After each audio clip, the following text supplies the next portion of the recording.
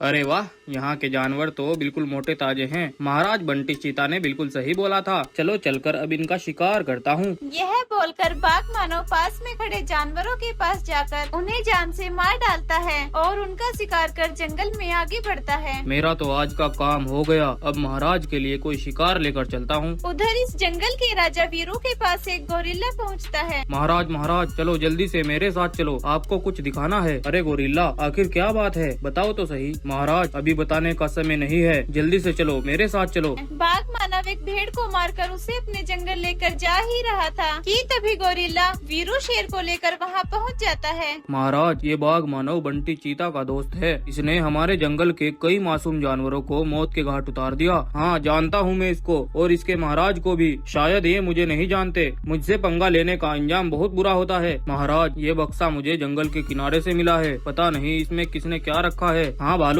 जल्दी से खोलो इसको। तब भालू उस बक्से को खोल देता है। नहीं नहीं नहीं, ऐसा नहीं हो सकता। कोई मेरे दोस्त को कैसे मार सकता है। ये सब उस वीरू शेर का किया धरा है। अब मैं नहीं छोड़ूंगा उसको। उसका नामो निशान मिटा के रख दूंगा। बंटी बाघ गुस्से से दौड़ता हुआ एक पंडित पर जाकर कूद पड़ता है। अरे अरे तुम मुझे क्यों मार रहे हो। अरे पंडित, मुझे एक ऐसा शरीर चाहिए जो किसी के पास ना हो। एक ऐसा शरीर जिसके सामने कोई ना टिक पाए। मुझे एक विशाल शरीर चाहिए। हाँ हाँ ठीक है, मैं समझ गया हूँ। देखो चीता, मैं तुम्हें विशाल शरीर वाले चीता में बदल दूंगा, लेकिन तुम फिर कभी अपने असली रूप में नहीं आ सकोगे। नहीं चाहिए मुझे अपना असली रूप, मुझे सिर्फ बदला लेना है। तब पंडित चीता को एक विशाल चीता में बदल देता है और वो एक खूंखार चीता बन जाता है और बदले की आग में सीधा वीरू के जंगल पहुंचकर उसके जंगल के जानवरों को मारने लगता है। वो कुछ ही देर में जंगल के बहुत सारे जानवरों को मार डालता है। तभी वहाँ भागता हुआ वीरू शेर आ पहुँचता है। रुक जाओ बंटी चीता, रुक जाओ। मैं जानता हूँ तुम अपने दोस्त का बदला लेने आए हो, लेकिन तुम्हें अगर बदला ही लेना है तो मेरे जंगल के जानवरों को मत मारो, मुझे मार डालो। तुझे तो मैं ऐसी मौत दूंगा जो तूने कभी सोची भी नहीं होगी। छोड़ूंगा नहीं तुझे। चीता ये बोल ही रहा था कि तभी कुछ जानवर ऊंची पहाड़ी से चीता के ऊपर एक बड़ा पत्थर फेंक देते हैं। जब वो पत्थर चीता के सिर पर आकर लगता है तो चीता बेहोश होकर नीचे गिर जाता है और ऊपर खड़े जानवर उस पर एक के बाद एक पत्थर बरसाने लगते हैं, जिनमें दबकर वो वहीं पर मर जाता है। दरअसल ये भी वीरू शेर का ही एक प्लान था। जब चीता वीरू के जंगल आकर जानवरों को मार रहा था तब वीरू ने उसे देख लिया था। ये तो बंटी चीता है, ये जरूर अपना बदला लेने आया है। हम इसका मुकाबला नहीं कर पाएंगे तो महाराज हम क्या करेंगे। मैं इसे अपनी बातों में उलझाकर पहाड़ी के नीचे ले जाता हूँ। तुम इसके ऊपर पत्थर बरसा देना, यही इसे मारने का एक सही तरीका है। तो इस तरह से वीरू ने होशियारी से काम लेकर इतने बड़े विशाल चीता को भी मार डाला। बूढ़ा गब्बर शेर गरीब होने के बाद भी हमेशा जानवरों की मदद किया करता था। गब्बर के साथ उसका बेटा शौर्य भी रहता था और वो बिल्कुल भी चालाक नहीं था। एक बार रात के समय में शौर्य और गब्बर गुफा पर ही सो रहे थे। तभी गब्बर को एक सपना आता है कि एक बहुत बड़ी ऊंची पहाड़ी पर हीरो की जादुई शक्तियों वाली एक मणि रखी हुई है। उस मणि से अलग अलग तरह की रोशनी निकल रही है और उसके पास एक चील खड़ी है। यही है वो जादुई मणि जो तुम्हें मालामाल कर सकती है। इस मणि से तुम चाहे जितना भी हीरे मोती निकाल सकते हो। और मुझे पता है गब्बर, तुमने पूरी जिंदगी जानवरों की मदद करने में गुजार दी, तुम ही इसके हकदार हो। ये मणि बहुत शक्तिशाली है, लेकिन याद रखना अगर ये किसी बुरे जानवर के हाथ लगी तो जंगल को तबाह कर सकती है। इससे पहले ये किसी बुराई के कब्जे में आए तुम्हें इसे यहाँ से ले जाना होगा। तभी गब्बर की आँख खुलती है और वो झट से उठ जाता है। सुबह में वो अपने सपने की सच्चाई अपने बेटे शौर्य को बताता है। ऐसी बात है पिताजी, तो आपको वहाँ जाकर देखना चाहिए। हाँ बेटा, लेकिन इस बारे में तुम्हें किसी से कुछ नहीं कहना है। गब्बर अब उस जादुई मणि को खोजने के लिए निकल पड़ता है। इधर शौर्य अपने दोस्त बाघ के साथ जंगल की ताजी हवाओं का आनंद ले रहा था। अरे भाई, आज हमारे जंगल का मौसम बहुत प्यारा है, लेकिन कल मैंने तुम्हारे पिताजी को काली घाटी की तरफ जाते देखा। यार वहाँ का मौसम तो बहुत गर्मी का है। वो वहाँ क्या करने गए हैं। अरे वो दरअसल काली घाटी की पहाड़ी पर पिताजी को एक काली मणि हासिल होगी। कहते हैं वो मणि कुछ भी कर सकती है। खैर छोड़ो यार, तुम पिताजी जाने, उनका काम जाने, वो खुद अपने काम को अंजाम देंगे। शौर्य बातों ही बातों में उसके पिता के सपने की सारी सच्चाई बता देता है। उधर गब्बर उस ऊंची पहाड़ी तक पहुंच जाता है जहां वो मणि रखी हुई मिलती है। मेरा सपना तो सच निकला। अब ये मणि मेरी जिम्मेदारी है। मैं इसकी रक्षा करूंगा और इससे हमेशा जानवरों की मदद करूंगा। तब गब्बर उस मणि को लेकर अपनी गुफा पर पहुंच जाता है और गब्बर ने मणि से ढेर सारे पैसे, सोने, हीरे और बहुत कुछ इकट्ठा कर लिया और गब्बर ने सारे जानवरों में सोने, हीरे और बहुत सारी चीजें बांट दी और इस तरह गब्बर गरीब जानवरों की मदद करने लगा। उधर ये सब शौर्य का दोस्त बाघ देख रहा था। वो ये सब समझ जाता है कि ये सब उस मणि की ही ताकत है। तब बगीरा शौर्य के पास आता है। शौर्य भाई, पूरा जंगल उस मणि से दिए गए हुए हीरे और पैसे से खुशहाल है और एक तुम हो गब्बर के बेटे होने के बावजूद भी दर दर ठोकरे खा रहे हो। अगर तुम वो मणि हासिल कर लोगे तो पूरा जंगल तुम्हारा गुलाम होगा मेरे भाई।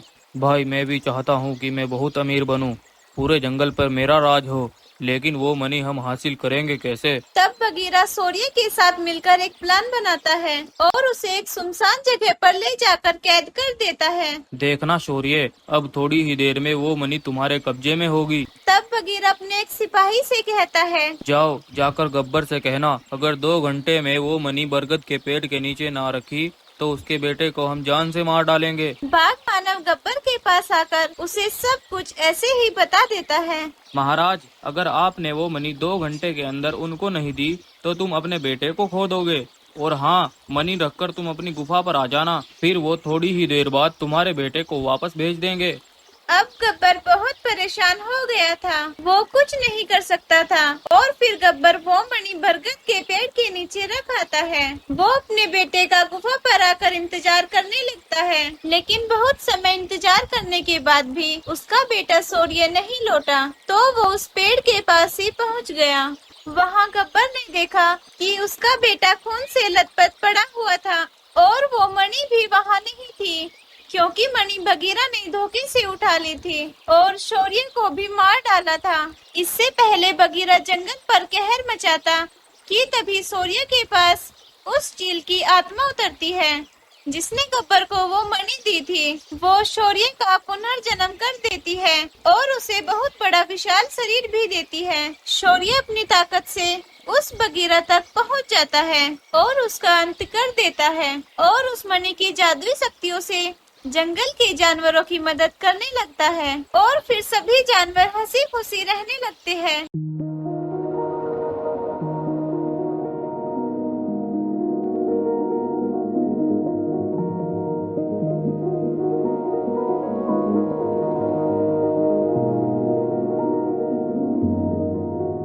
जंगल में कहीं से 2 रंगीन बाघ उतरते हैं और दोनों आपस में बातें करने लगते हैं। अरे सुनो भाई, मुझे लगता है वो सफेद शेर इसी जंगल में आया होगा। हमें कुछ भी करके उससे वो मणि छीननी होगी। लेकिन भाई, अगर हम उसे अपने असली रूप में दिख गए तो वो हमें पहचान लेगा। हमें पहले अपना शरीर एक साधारण शरीर में बदल लेना होगा। तब वो दोनों साधारण बाघ में बदलकर जंगल में आगे बढ़ते हैं और उस सफेद शेर को ढूंढने लगते हैं। दरअसल कुछ दिनों पहले इन रंगीन बाघों के जंगल में कहीं से एक शेर घुस आया था और मगरमच्छ के आंसू बहाता हुआ उन रंगीन बाघों के राजा कालिया शेर के पास पहुंच जाता है। अरे सुनो सुनो महाराज, मैं पिछले कई दिनों से ऐसे ही जंगल में भूखा घूम रहा हूँ। भूख के कारण मैं अब चल भी नहीं पा रहा हूँ। क्या मैं एक रात के लिए आपके जंगल में सो सकता हूँ? हाँ ठीक है भाई, तुम आज हमारे जंगल में सो सकते हो। तब वो सफेद शेर उनके जंगल में रुक जाता है। रात के समय उन रंगीन बाघों की शक्तियाँ एक मणि में इकट्ठी हो जाती है।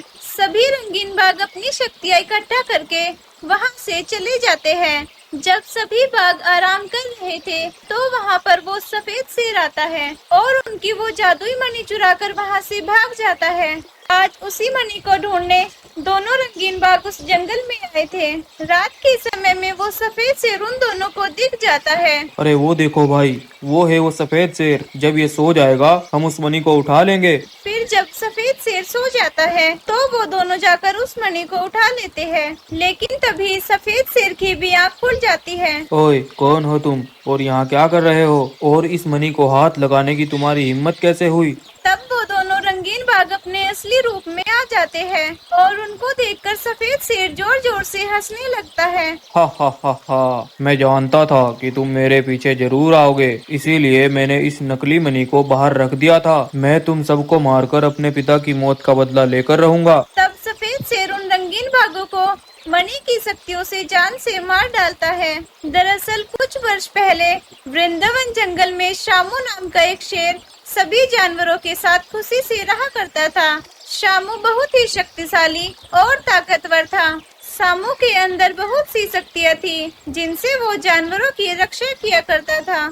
शामू अपने बेटे सिम्बा शेर के साथ खुशी से रहा करता था, लेकिन उसी जंगल में कालिया नाम का एक शेर कुछ रंगीन बाघों के साथ रहा करता था। वो शामू की उन शक्तियों को छीनना चाहता था, लेकिन वो सभी बाघों के साथ मिलकर भी शामू का मुकाबला नहीं कर सकता था। कालिया शामू के पीछे तो उसे बहुत बुरा भला कहता था, लेकिन शामू के सामने बहुत अच्छा बनता था। एक बार कालिया शामू से कहता है, सुनो महाराज, मेरे सिपाहियों ने आपके लिए आज दावत का इंतजाम कर रखा है। अगर आप भी हमारी दावत में आओगे तो हमें बहुत अच्छा लगेगा। हाँ ठीक है कालिया, मैं जरूर आऊँगा। तब रात के समय शामू कालिया की दावत में जाता है और ताजे ताजे मांस का आनंद लेता है, लेकिन कुछ समय बाद शामू बेहोश होकर नीचे गिर जाता है। तब कालिया शामू की शक्तियाँ छीन लेता है और उसे जान से मार डालता है। वह दूसरे जंगल में जाकर अपने सिपाहियों के साथ रहने लगता है, लेकिन शामू के बेटे सिम्बा सफेद शेर ने ठान लिया था कि वो उन सब से अपने पिता की मौत का बदला लेकर रहेगा। अगले दिन उसी जंगल में कालिया अपने कुछ और सिपाहियों के साथ वहाँ पर आता है और सिम्बा को ढूंढने लगता है, लेकिन सिम्बा इस बार अपनी शक्तियों से एक अनोखा रूप ले लेता है। वो अपने जैसे बहुत सारे शेर बना देता है और उस कालिया और उसके सिपाहियों को जान से मार डालता है और उनसे अपने पिता की मौत का बदला लेकर फिर से उस जंगल में सभी जानवरों के साथ हंसी खुशी रहने